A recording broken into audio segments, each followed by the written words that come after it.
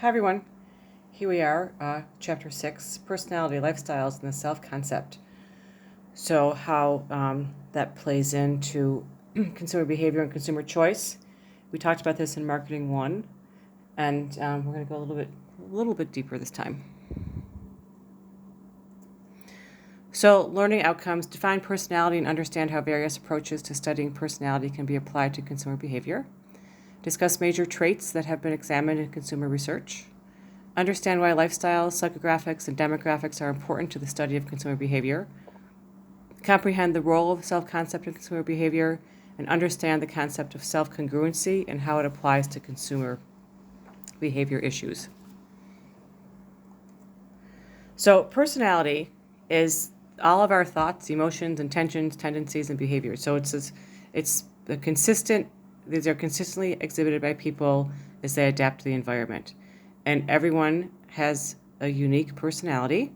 It's a combination of a variety of different traits or characteristics that we may have. And interactions with situations influence behavior. So some behaviors vary across time. So you're going to behave a different way, say, when you're with your coworkers than you do with your family or with your friends, that kind of thing. So that's important to understand, like what when people are buying, who they're with, might influence their personality, might change or might restrain some personality traits. So the psychoanalytic approach to personality. That suggests that personality results from a struggle between inner motives and societal pressure, so how we want to behave and how people expect us to behave, and whether or not we're going to follow the rules. It also has some implication with motivation. And this whole idea, too, psychoanalytic approach highlights the importance of unconscious mental processes and influencing behavior. So how is it that maybe we don't realize things that we're thinking, but consciously all the time is going to influence our behavior. And it also focuses on these different components of human personality that Freud talked about, such as the id, the superego, and the ego. So trait approach is this idea that it focuses on consumer traits different consumer traits that are going to motivate personality for people. So, whether we're outgoing, this idea there's conscientiousness, extroversion, openness to new experience, that kind of thing. So nomothetic perspective focuses on particular traits that exist across a number of people, and ideographic perspective focuses on understanding the complexity of each individual consumer. So nomothetic is generally about all people, and then ideographic is this idea, what is specific to you. So single trait approach, it says that there's research that the focus is on one particular trait. The big five personality traits, again, extroversion and conscientiousness, that kind of thing. We'll talk a little bit more about them. And how these different things interact with each other to produce certain behaviors. Someone who's conscientious and open to new experiences, will that impact them in a different way? So these are some traits that we examine in consumer research. Value consciousness, how much people, how value conscious people are getting the most for their money and their time. How materialistic someone is, and innovativeness, how this idea of how open are people to new ideas and new concepts, the first people who get certain types of technology, that kind of thing. So also the, how much people really want to have to think about or engage in a product, how much they want to think about it, how competitive people are. They're always trying to be better than someone else, the idea of keeping up with the Joneses. And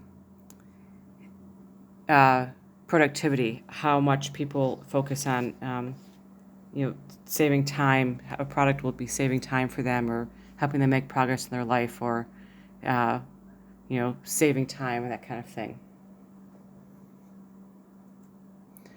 So these are some other traits that marketers pinpoint in terms of consumer research, and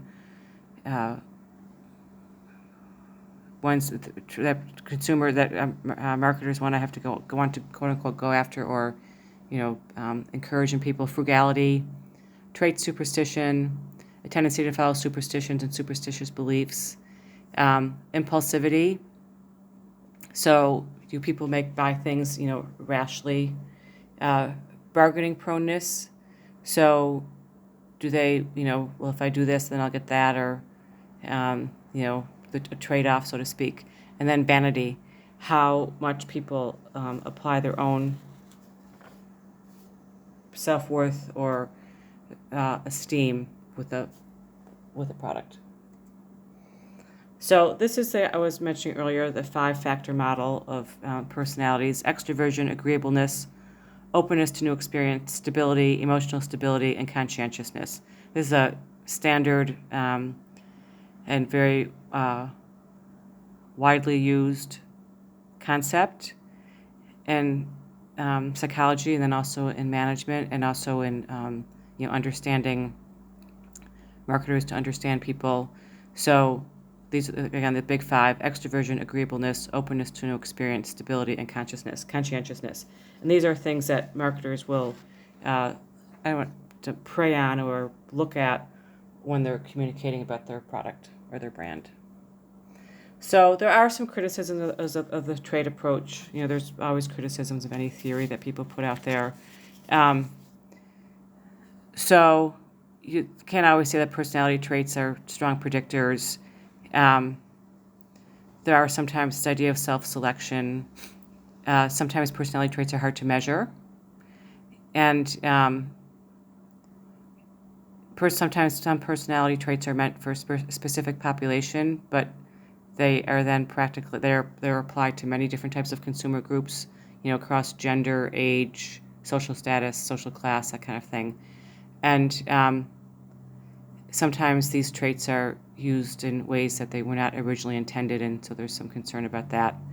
And sometimes you can't necessarily say that you're going to,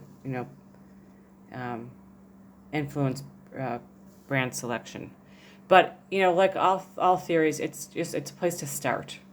There's some sort of, these things are so complicated that this idea of trait approach, it's just, as I said, a way for something to hang their head on, a way to sort of wrap their head around something and say, okay, we're going to try it this way. Essentially, it might not be perfect, but it's better than nothing. So brand personalities, you'll often see brand personalities, often will reflect these personality traits, and human characteristics can be associated with a brand. So, is it an adventure brand? Is it a brand for frugal people, conscientious people, that kind of thing? It's a way for people to differentiate their products. And as I said, sort of like to bring a product to life so that people can somehow relate to it in a way. So here are some other brand personality dimensions: competence, excitement, ruggedness, sincerity, sophistication. So competence, something that's responsible and reliable, may tag, depend on us. You can go through and read these. Sincerity, Wrangler jeans are, genuine. Sophistication, glamour and charming, Cartier jewelry, brilliance, elegance, exuberance, Ford trucks, built Ford tough, that kind of thing. Excitement, daring, experience, daring and spirited, monster energy. They talk about unleash the beast. So there are some other things that, in terms of personality and brand relationships, that you can think about: love and passion, self-connection and commitment, interdependence, intimacy, brand partner quality. All of these things are things that people think about. So consumer lifestyle, psychographics, and demographics. Lifestyles is basically how we spend our time and money. And it's important for marketers to understand that. Some people might have things are very equal in terms of demographics, but people with similar demographics might not necessarily have the same lifestyles. And it's a further way to identify a marketing segment. Psychographics are ways that consumer lifestyles are measured, and this idea of the AIO, activity, interest, opinion statements, that how is it that people actually feel about things. So we also, demographics I just mentioned, observable statistical aspects of populations, and we tie these in with psychographic analysis to understand certain lifestyle segments and understand. Like, so the 30-year-old male who lives in an urban area and is married with children might have a different psychographic profile or be interested in buying different things than the 30-year-old male who is, single and does not have any children, for example. And then there are different ways that we measure lifestyle approaches. One is VALS. It divides consumers into different groups based on resources and consumer behavior. And there's the innovators. These are the VALS profiles: innovators, thinkers, achievers, experiencers, believers, strivers, makers, and survivors. And then PRISM is this idea of it combines demographic information and behavioral information to understand for people to better understand their target market. So, for example, certain demographics that would be in high density areas versus high density urban areas versus people who are in rural areas, that kind of thing. So it's the idea, or a wealthy area versus a not as wealthy area. That's the idea of PRISM. It takes into account where people actually live, region to region, country to country. Then self-concept is the totality of all the thoughts that people has about themselves. And self-concept has a lot to do with what people choose. So, we see self-concept expressed in people's clothing, where people live, where they go on vacation, the kind of car they buy. So self-esteem, body esteem, positivity of self-concept that you have, positivity that you have about your body image. When we saw that slide a few chapters back about the woman trying the black dress on, how does she feel about that? And then oftentimes unrealistic body images affect consumer self-esteem. So, particularly in our society, there's so much pressure on how people look that can have a big impact on people's self-esteem. So self-concept is important, and some people might not buy a product because they don't think it really fits in what their self-concept is when they look at the brand image or brand personality. And then self-congruency theory, it's the idea that people will buy products that they think fit in with their lifestyle or how they see themselves. And sometimes brands are used to validate someone's identity, or when it helps them to feel a part of a group. So people who maybe might not make a lot of money but drive a fancy car, this is a way that it helps to feeds into people's self-concept. Or when people really buy into a brand image, so a brand lifestyle, so to speak. So what is it that what lifestyle is this brand portraying? Do you see this as something that's part of you? I don't like a shoe brand, people might say, oh, I'm not going to buy, a type of shoe that's viewed as more utilitarian, because I see myself as someone who's got more style than that. So in summary, personality helps explain why a particular behavior provides great value for one consumer but not someone else.